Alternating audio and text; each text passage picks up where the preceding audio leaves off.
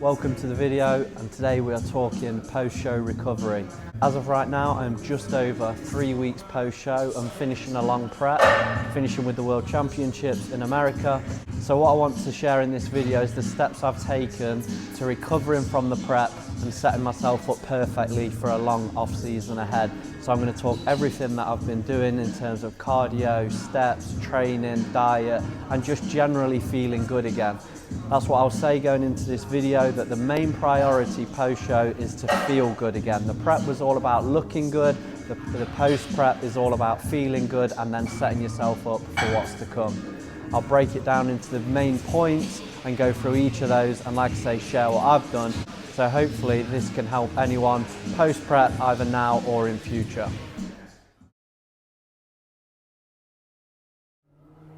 By the end of prep, I was doing cardio every single morning, an hour on the stairs each day. What I did find throughout my prep is, especially in the earlier stages, is that I did actually really enjoy the routine of doing cardio in the morning. I felt good for ticking off something early in the day, a little win for the day, and then you feel good mentally for everything else that you need to do. Due to that, I kind of thought to myself, well, previously I've cut out all cardio pretty much in the off season, but why cut out something that makes me feel good, and especially when it can help me to bring my food a little bit higher because I'm burning more, especially through the day. So even though I want to be in a calorie surplus, you can keep in cardio and then eat more food as a result, but also just keep the heart rate going in the morning and keep the fitness levels up as well. So I decided this time around I'm going to keep the cardio in and keep that routine generally as a result of what makes me feel good going into the day. So I've been getting up early, I've been doing 20 minutes of cardio, which hasn't been on the stairs, it's either been treadmill or a spin bike. And then after that, coming on to another thing I've been doing is a lot more mobility work, stretching everything out, getting my body into a position where I've got good range of motion on everything I'm doing in the gym, and just using that time efficiently that was longer cardio, now the cardio is lower, to do something that's going to help my body going forwards, and something that is probably underrated for us physique athletes and bodybuilders, is I do think we can easily neglect the mobility work that is so important. So I've been doing a lot more of that, and also using those morning sessions to do an ab workout as well, which is something that I want to work on more. I've dropped that down though to 4 days per week rather than every day. So 4 days a week doing the cardio, the mobility and the abs 3 days a week. And like I say, that just sets me up nicely for those days, and going forwards I'm feeling good as a result of being mobile, and it's helping me with my training in the gym. In terms of steps, I've actually took a step back from being strict with those and watching what I'm doing every day. I am quite an active person, whether it be at work or just generally getting out and about. So as a result, I've not felt a need to track those directly. I'm having a long off season. I don't want to spend every single day being aware of how many steps I'm doing, but just living, generally doing the steps that I do. Now, if you're a sedentary person, or like you have a job where you sat all day, I would advise tracking your steps a little bit and making sure that you are keeping active enough, I don't know, around the 10,000 mark. But if you're an active person, I think it's perfectly fine to just go with what you'll do generally as an average due to work or just general output. So that's what I've been doing, not really tracking the steps, but I know I'm nice and active. Cardio's done in the morning, mobility work and ab workout as well.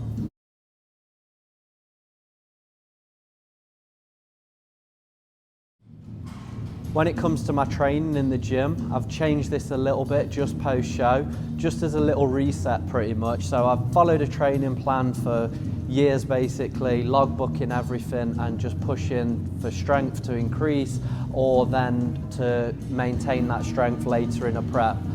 After this prep now, because I've got a longer off season, in previous years what I've done is I've felt the need to get straight into a training plan and make the most of the short off season I've got and try and get as strong as possible. But what I'm doing this time is actively allowing my body to recover a lot better and just testing a few things in the gym. So even though I'm training hard, I may not be pushing with the logbook to get stronger and stronger. Still training 5 days per week, still training hard, but like I say, I'm not logbooking at the moment and I've been testing a few things. What I'm giving myself is I've got a trip away at the end of January, which will work out about 12 weeks in total from the end of prep until the end of that trip. I've been trialing a few different splits, a few different exercises, and I've been really enjoying it. So I've been enjoying coming in and just doing something a little bit different and not being as regimented. That being said, I do like logbooking, and I do like having something to work with and aim to progress in that sense, and would advise that going forwards to other people. But I'm going to save that until after that trip away in January. I want to play around with things in the gym, do what I enjoy, keep my body in a good place, and basically work based on how my body's feeling. And it's been great as a result these last few weeks. I'm liking the way I'm looking, I've put on weight, and I'm feeling good.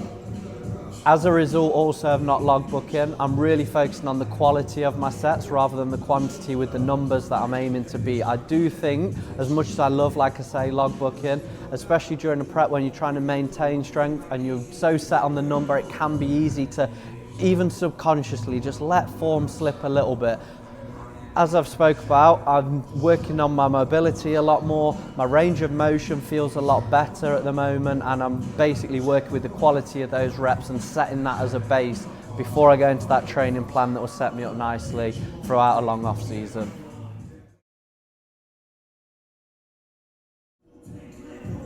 Diet is definitely one of the things that I feel is very, very person dependent. As I've said, the aim post-show is to feel good, to do what makes you feel happy and set you up long term for the future. Some people may want to go out and enjoy loads of different food, and that is perfectly fine if it's just done in a way that you obviously feel good for it after rather than feel negatively as a result. For me personally, what I've done is I've been to New York since the show. I knew there I'd want to enjoy the food, so that's exactly what I did. Switched off from any kind of diet for those few days post-show, enjoyed my food, and I was very active as well. As a result of that, I was in a slight calorie surplus anyway, came back, weighed myself, weight had gone up a little bit but not too much, which is perfect. You actually want to put on weight post-show. You want to get your body hormonally back to a place where it's healthy again, especially if you're aiming to build muscle. You want to get hormones right again first, so you want to put weight on. You don't want to put on so much weight that your body composition just gets way out of sync and way out of whack, and then set yourself up badly to a point where you're actually going to need to diet back down again. So I've done that, a little bit of weight's gone back on, and now that I'm back home, I do go back to a meal plan. Again, because for me personally, that's what makes me feel good, that's what I enjoy. If you're someone that likes to be a little bit loose with the diet here and there, or let's say you've got a family, you want to eat with your family, you want to go out with friends, that is perfectly fine too. The main thing we want here is to feel good again and put on a little bit of body weight in the right fashion. So for me, back to a meal plan which has got me in a slight calorie surplus, and I've basically set them calories based on what I thought would be adequate for my body. Around 3,000 calories for me, and my body is in a good place again right now. I've actually found my metabolism to be in a better place than expected. Food was low at the end of prep, and so was cardio was high. But as a result of what I'm doing right now, training, eating around 3,000 calories, body weight's been in a good spot, and I'm actually ready to bring them calories up a little bit more again. Also, what I'll do with that meal plan is make it a little bit more flexible. So let's say a meal is 60 grams of carbs. If I feel like having something different on a given day, I will switch it up a little bit. Also, if there's something going on in a given week, that's where I have an off-plan meal. So for me, that is the perfect case. Have a meal plan, slight calorie surplus, and allow myself that little bit of flexibility for when I need it.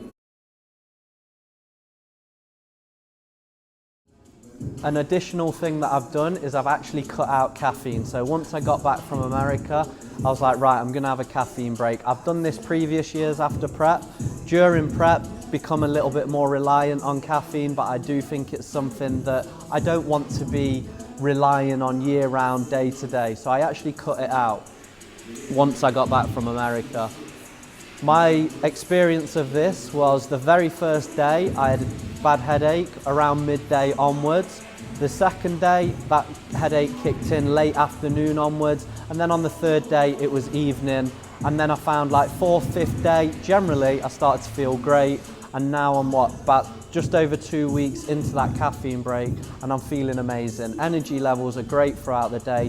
That is as a result of both the food going in, recovering in that sense in terms of hormones picking back up as the weight's gone up a little bit, and then also I feel good as a result of cutting out that caffeine and just letting my energy levels be more natural based on how my body is feeling, and I've felt great. Even coming into the gym, because my energy levels are higher naturally, I'm able to actually feel better than I did on prep with the caffeine when I'm training, so that's been great. Sleep's been very good. I do think that's something we need to concentrate on year round, especially when we're trying to get the hormones picked up, get the body back to a healthier state. I do make sure my sleep is spot on. So generally feeling great as a result of that. To wrap this video up, I'll say loosely what my plan is from now. Like I say, I've mentioned I've got that trip away in January. After that, I'll switch back to a training plan. I'll share that on the channel, I'm sure, as well. That is going to carry me forwards to work on the areas of my physique I want to for the next year as I do a long building phase. Plan is to gradually increase body weight and increase the calories as I need to keep that weight gain going. Basically, what I've done off the back of the show is set myself up perfectly for success going forwards in terms of feeling good, getting my body in a good position again to make the progress that I want to make in terms of gaining muscle and getting stronger in the gym. And I feel that's the advice I would give to anyone. You have to figure out what is going to be best for you mentally. Is it to switch off a little bit from bodybuilding? Is it to keep some things in from your prep? Is it to basically be sticking to a plan throughout? Whatever is best for you, both mentally and physically as a balance, is the plan that you should go for going forwards. It will also depend on the timeline you've got going forwards in terms of when you next want to compete again, and also if you want to compete again and what you want to do with your body as a result. So it is very, very different person to person. I think that is a point to consider here. Don't think what I'm doing is going to be necessarily right for you. If you can take something from this video that you feel you can add to your post-show phase, then that's great. But like I say, make sure it's suited to you. If you have a coach, work with that coach to make sure that that plan is suited to you all around, to feel good, be happy, and take the steps forwards gradually to get back into a setting where you progress your physique in the way that you want to. Speaking of coaching, I am now at a point where I will be taking on more online clients again and more coaching clients going forward. This is something I did put a little bit on the back burner going forwards. If you watch these videos and you've applied previously, you will know that I actually did say to people that I'm not willing to take your money and coach you at the moment because I've got all these trips away, and basically when I coach someone, I want to give them my undivided attention. I am now in a position to be able to do that. I will do another video on this, but if you are interested in coaching with me to improve your physique, maybe get on stage or maybe not, and just like I say, work towards a healthier lifestyle, that is brilliant. Get in touch either on Instagram, or there is a coaching application form below this video, and I'll be in touch with you off the back of that. But if you've enjoyed this video, also give it a thumbs up. If you haven't already, subscribe to the channel. I want to bring more content to the channel of both what I'm doing, maybe what I'm doing with my clients as well throughout the year, and just sharing more knowledge that I've built over my years of competing to help you guys watching these videos. Thank you for watching this one, and I'll see you on the next one.